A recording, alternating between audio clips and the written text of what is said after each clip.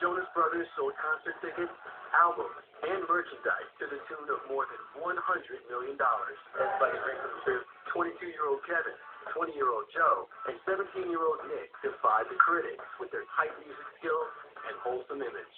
They also redefined the meaning of boy band.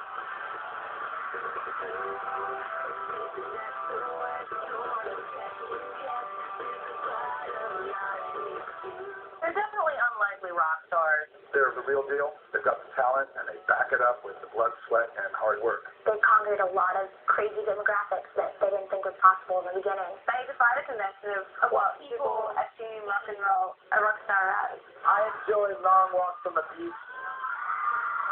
The Jonas Brothers were raised in a religious home, far removed from the sex and drugs of rock and roll.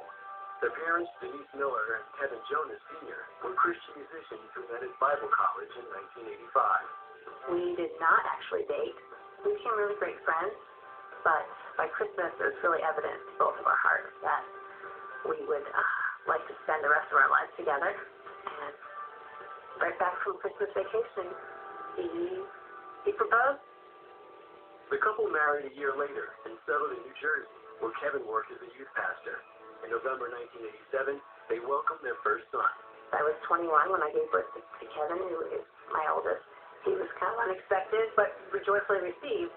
And he was the most outgoing little thing, curly little head, and he talked nonstop. The three soon relocated to Casa Grande, Arizona, where they were joined by another baby boy on August 15, 1989. Justice was always quiet when he was little, and because I think he was in Kevin's shadow a lot. Kevin did all the talking, so he didn't really need to say anything. Meanwhile, Pastor Jonas took the family on the road. We traveled in a 15-passenger van with the trailer hauling behind us. We would travel for hours, and I would get to the location, and I would have to perform with my husband and his group.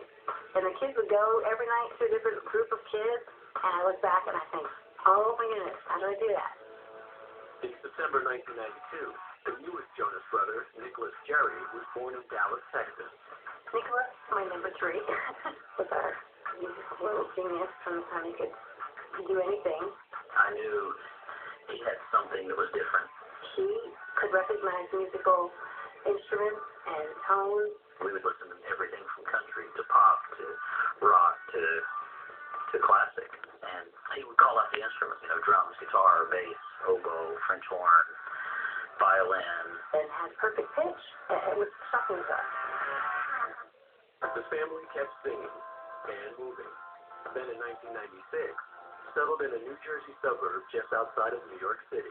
Pastor Kevin led worship at Christ for the Nations and has a beautiful voice. The whole family was always involved. It was a wonderful time. I think it helped them to understand how to communicate with people and learn how to be in a band. Kevin would be one of the guitar players. Nick and Joe would be singers. That's kind of where I branched out a little bit because they always have Christmas plays and things like that at churches.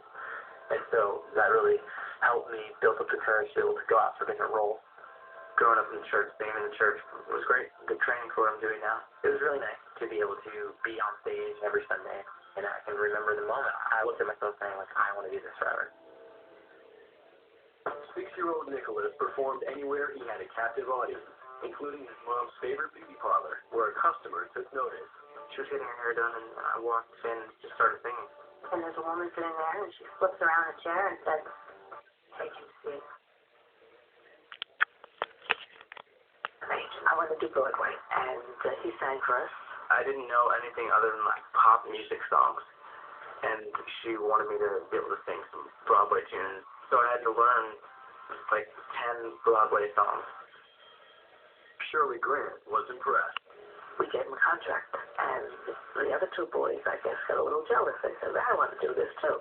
Me and Kevin were sitting in the waiting room, and they're like, oh, you have brothers, well, let's see them. So we came in, and asked us to read something for them, and they signed all of us. The grief and the fear was so overwhelming. By 1999, the Jonas Brothers had a New York talent agent and ambition to spare. 7-year-old Nick was ready to conquer the Broadway musical stage. Then